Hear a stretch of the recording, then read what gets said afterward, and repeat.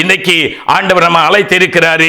ஆமா, தேவ பிள்ளையே, உங்க வழிகளை என்ன செய்யுங்க, ஆராய்ச்சி பாருங்க, உங்களுடைய கிரியைகளை சீர்படுத்துங்க.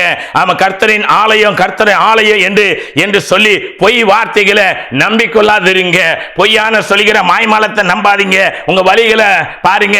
இயேசு கொண்டாடுவோம் இப்படின்னு சொல்லி வாக்குத்தத்த திருவிழா, தீர்க்க தரிசன பெருவிழா, இன்னிசை மலை கச்சேரி, ஐயோ அவர் எனக்கு அப்பாவே, அவர் பாடலை நான் கேட்டு இன்னைக்கு பரவசம் அப்படின்னு நிறைய பேர் பாட்டை கேட்டு சபைக்கு திரளான பேர் வந்திருக்கிறாங்க. திரளான பேர் வருகிறதுனால பிரயோஜனம் கிடையாது. எவ்வளவு பேர் ரட்சிக்கப்பட்டா அது மட்டும்தான் பரலோகத்துக்கு கணக்கே ஒழிய இயேசு கிறிஸ்து இந்த பாட்டு பாடி எங்க ஊழியர் செய்ய சொல்லல, அவங்க செய்யல, அப்போஸ்தலர்கள் செய்யல. ஆமா, நீங்க வேணா சொல்லலாம். அவர் பாட்டை கேட்டு இவர் பாட்டை கேட்டு திரளான பேர் சபை என்று சொல்வதற்கு எது சபை? இன்றைக்கு மாய்மாலம் பண்ணுகிற கள்ள ஊழியர், அபிஷேகம் பண்ணப்படாதவன் இந்த பாட்டை பாடிக்கொண்டு இன்னைக்கு ஊழியம் சபைன்னு சொல்லி ஜனங்களை பாதாளத்துக்களை கொண்டு உலக லௌகிக மாய்மாலங்களை செய்து தேவனுடைய வசனத்துக்கு புறம்பான எல்லா உலக பாரம்பரியங்களை சபைக்குள்ள புகுத்தி சபையை பாழாக்கி கொண்டிருக்கிறார்கள். இது நம்ம சொல்லுகிறோம். எவ்வளவு பேர் வந்திருக்கிறாங்க?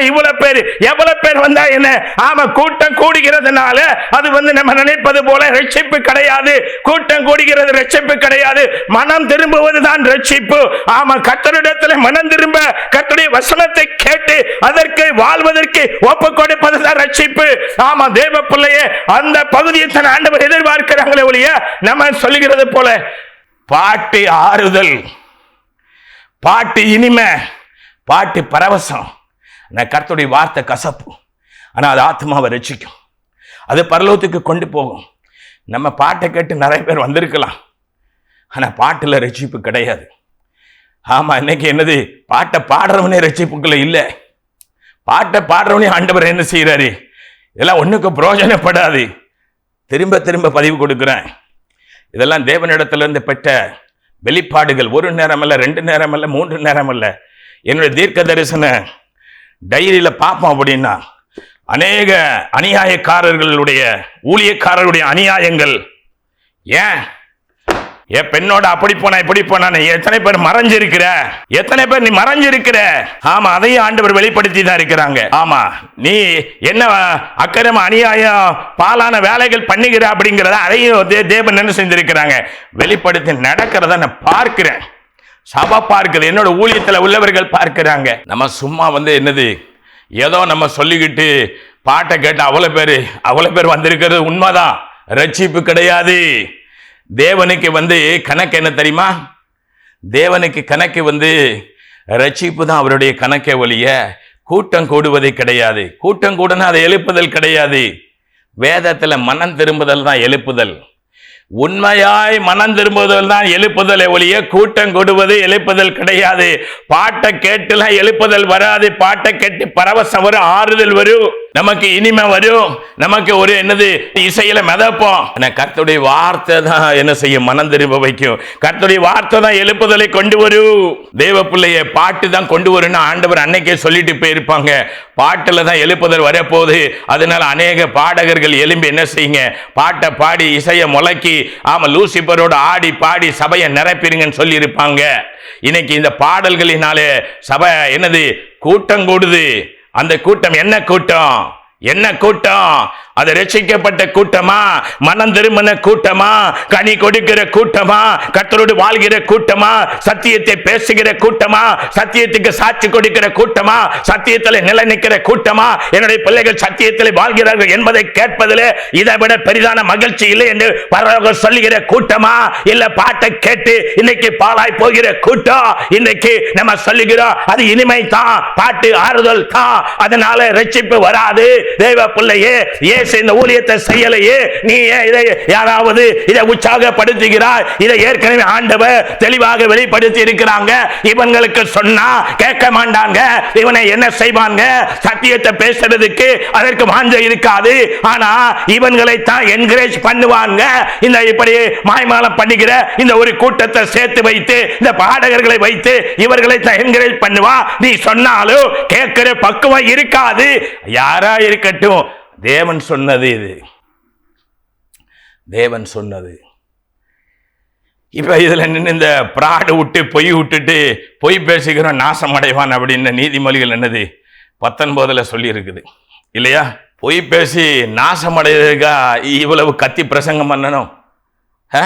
பொய் பேசி நாசம் அடைகிறதுக்கு கத்தி பிரசங்கம் பண்ணி தொண்டை தண்ணியெல்லாம் கொடுத்து உபவாசம் இருந்து கண் விழித்து எல்லாவற்றையும் விட்டுட்டு எல்லாவற்றையும் இழந்து தேவனுக்காக என்னது வந்து அதாவது பணம் சம்பாதிக்கிறதுக்கு அப்படி ஏமாத்தின அப்படின்னா இப்படி பிரசங்கிக்க அவசியம் என்னது? இப்படி வைராக்கியம் கொண்டு பேசணும் அப்படிங்கலாம் கிடையாது. தேவ பிள்ளைய இது ஏமாத்துறதுக்கு வரல, பணம் சம்பாதிக்க வரல. ஆத்மா பாரம், காணிக்க தசமபாகம் அதை குறிச்சு அல்ல. காணிக்க தசமபாகம் இல்லை அப்படின்னு சொன்னாதான் எத்தனை ஊழியக்கார ஆத்ம பாரம் உள்ள உண்மையான ஊழியக்காரன் அப்பதான் தெரிய வரும். இன்னைக்கு இந்த மூச்சுக்கு முன்னூறு நேரம் காணிக்க தசமபாகம் இதையே பேசி பிரிச்சு தன்னுடைய என்னது பெட்டியில போட்டு சுகபோகமாய் வாழ்ந்து கொண்டிருக்கிறான். ஆமா, காணிக்கையும் கிடையாது, தசமபாகம் கிடையாது, இப்ப ஊழிய செய் அப்படின்னு சொன்னா அது தெரியும் எத்தனை ஊழியக்கார ஆத்ம பாரம் உள்ளவன் என்பதை அப்பதான் தெரிய வரும். தேவ பிள்ளையே, ஆமா, அன்றைக்கு ஆதி அப்போஸ்தலர் ஊழியம் செய்தாங்க. ஆமா, தேவ பிள்ளையே, இயேசு கிறிஸ்து ஊழியம் செய்தாங்க. இதைத்தான் பேசிக்கிட்டு இருந்தாங்களா? ஆமா, மோசேட்ட சொன்னாங்க யாத்திராகமம் 25 ஜனங்களை காணிக்க கொண்டு வர சொல்லிருந்தாங்க. ஆனா புதிய ஏற்பாடுல கொண்டு வர சொல்ல வேண்டிய அவசியமே இல்லை. ஆவியானவர் என்ன தேவையோ அதை கொண்டு போய் வைப்பார் அப்போஸ்தலர் பாதபடியில. அதுதான் சத்தியம். ஆமா, வேணாம் அப்படின்னா எது தேவையோ அவருக்கு தெரியும். என்ன தேவை என்பதை நீ ஜெபிப்பதற்கு முன்பாகவே தேவன் என்ன செய்து அறிந்திருக்கிறாங்க. உங்கள் வழிகளை உங்கள் கிரியைகளை நன்றாய் சீர்படுத்துங்க. நீங்க என்ன செய்கிறீங்க அப்படின்னா இன்னைக்கு அதாவது மாய்மாலம் பண்ணி தேவனுக்கு விரோதமாக என்ன செய்கிறீங்க? பொய்யான அருவருப்புகளை, அந்நிய தேவர்களை, அந்நிய காரியங்களை நீங்க பின்பற்றி தேவனுக்கு கோபமூட்டுகிறவர்களாக, ஒன்றுக்கு உதவாத பொய்யான வார்த்தைகளை நம்புகிறீங்க. பொய்யான வார்த்தைகளை தேவ பிள்ளையே என்ன அப்படின்னா இன்னைக்கு நம்ம பொய்யான வார்த்தையை நம்பி இன்னைக்கு போய் கொண்டிருக்கிறோம். ஓசியா தீர்க்கதரிசி 14:2 சொல்லுகிறது, வார்த்தைகளை கொண்டு கர்த்தரிடத்தில் திரும்புங்கள், அவரை நோக்கி தேவரீர் எல்லா அக்கிரமத்தை நீக்கி எங்களை தயவாய் அங்கீகரித்தருளும், அப்பொழுது நாங்கள் எங்கள் உதடுகளின் காலைகளை செலுத்துவோம். ஆமா தேவ பிள்ளையே, நம்ம என்ன செய்யணும் அப்படின்னா வார்த்தையை கொண்டு தேவனிடத்தில் திரும்புகிறவர்களாய் காணப்பட வேண்டும். வார்த்தைகளை கொண்டு தேவனிடத்தில் திரும்புகிறவர்களாய் இன்னைக்கு என்ன அப்படின்னா தேவனுடைய பிள்ளைகள் இன்றைக்கு தேவனுடைய வார்த்தையை ஏற்றுக்கொள்ள முடியாதபடிக்கு அவருடைய வார்த்தையை இன்னைக்கு நம்ம தேவனுக்கு அதாவது தேவன் சொன்னவைகளை ஏற்றுக்கொண்டு அதன்படி வாழ முடியாதபடிக்கு இன்னைக்கு என்ன செய்கிறோம்? காணப்படுகிறோம். ஆனா நம்முடைய ஆண்டவராகிய இயேசு கிறிஸ்து தாம் ஊழியம் செய்த நாட்களில அவங்க சொல்லுகிறாங்க, நான் சொல்லுகிறத உங்களால என்ன செய்ய முடியல? ஏற்றுக்கொள்ள முடியல. தேவ பிள்ளையே, வேத வாக்கியங்களை ஆராய்ந்து பாருங்கள், அவைகளால் உங்களுக்கு நித்திய ஜீவன் உண்டு எண்ணி என்னை குறித்து சாட்சி கொடுக்கிறவர்கள் அவைகளே. அப்படி இருந்தும் உங்களுக்கு ஜீவன் உண்டாகும்படி என்னிடத்தில் வர உங்களுக்கு மனதில்லை. ஆமா, இன்னைக்கு வசனத்தை கேட்க, வசனத்தின்படி வாழ, வசனத்தில் நிலை நிற்க நமக்கு இன்னைக்கு என்ன கிடையாது?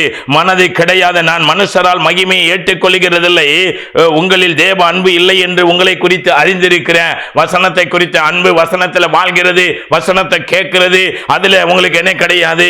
ஒருவன் என்மேல் அன்பாய் இருந்தால் என் கற்பனையை கை கொள்வான் என்று யோவான் 14 சொல்லப்பட்டது போல இன்றைக்கு அவர் மேல நமக்கு இன்னைக்கு என்ன கிடையாது? அன்பில்ல. ஆமா தேவ பிள்ளை, நான் என் பிதாவின் நாமத்தினால் வந்திருந்தும் நீங்கள் என்னை ஏற்றுக்கொள்ளவில்லை. வேறொருவன் தன் சுய நாமத்தினால வந்தால் அவனை ஏற்றுக்கொள்கிறீர்கள். நான் என் பிதாவின் நாமத்தினால வந்திருக்கிறேன், என்னை நீங்க ஏற்றுக்கொள்ள மாட்டேங்கிறீங்க. ஆனா வேறொருவன் தன் சுய நாமத்தினால வந்து அவனை நீங்க என்ன செய்கிறீங்க? கரங்களை தட்டி ஏற்றுக்கொள்கிறீங்க. ஏன் அப்படின்னா நான் பிதாவுடைய உபதேசத்தை இந்த பூமியில சத்தியத்தை சத்தியமா சொல்லுகிறேன். மற்றவன் என்ன செய்கிறான்? கல்லர் குகையாய் மாட்டி எப்படியும் வாழலாம், களவாடலாம், திருடலாம், கொள்ளையடிக்கலாம், ஆமா மனம் போன போக்கில வாழலாம், பண்டிகைன்னு சொல்லலாம், ஆமா பாடலாம், கூத்தடிக்கலாம், கும்மாளம் போடலாம், எல்லாம் சொன்னா அதை ஏற்றுக்கொள்கிற. ஆனா சத்தியத்தின்படி வாழு, கிறிஸ்துவின் உபதேசத்தின்படி வாழு அப்படின்னு சொன்னா கசப்பா இருக்கு. என்ன அப்படின்னா பாட்டுல கூட்டம் வருதா? பாட்டுல கூட்டம் வருங்க, ஆனா ரட்சிப்பு இருக்காதுங்க. பாட்டாலதான் சபைகள் பாலா போனது என்று தேவன் சொல்லிக் கொண்டிருக்கிறாங்க. அதை கேட்டு ஒரு மனம் திரும்புவதற்கு என்ன கிடையாது? மனம் திரும்புவதற்கு மனம் இருந்தால் தேவனிடத்திலே வார்த்தையை கொண்டு மனம் திரும்பு. இந்த எச்சரிப்பின் சத்தத்தை கேட்கிற தேவனுடைய ஊழியர்களே, மனம் திரும்புங்கள். பாடல்கள் என்று சொல்லுகிற நூதனமான ஊழியங்களை தூக்கி எறிந்து விட்டு, ஆமா தேவனுக்கு தெரியும் எந்த காலத்துல எது தேவை அப்படின்னு தெரியும்.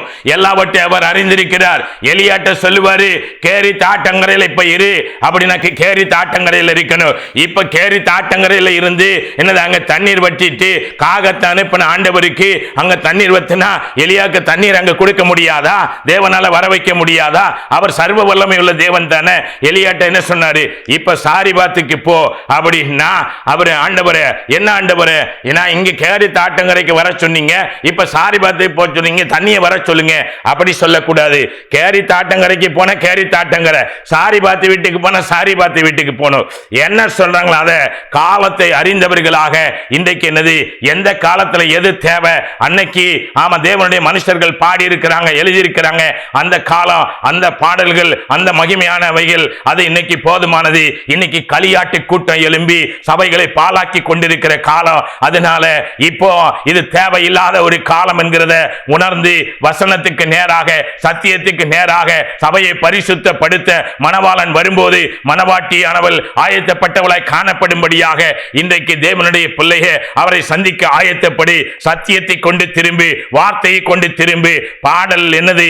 ஆமா, நம்ம நினைப்பது போல நம்ம நினைப்ப பெரிய கூட்டம் அப்படின்னு லூக்கா 12:31 இருந்து சொல்லப்படுகிற தேவனுடைய ராஜ்யத்தை தேடுங்கள், அப்பொழுது இவைகள் எல்லாம் உங்களுக்கு கூட கொடுக்கப்படும். பயப்படாது சிறுமந்தையே, உங்களுக்கு தேவன் ராஜ்யத்தை கொடுக்க என்னது பிரியமா இருக்கிறார். யாருக்கு?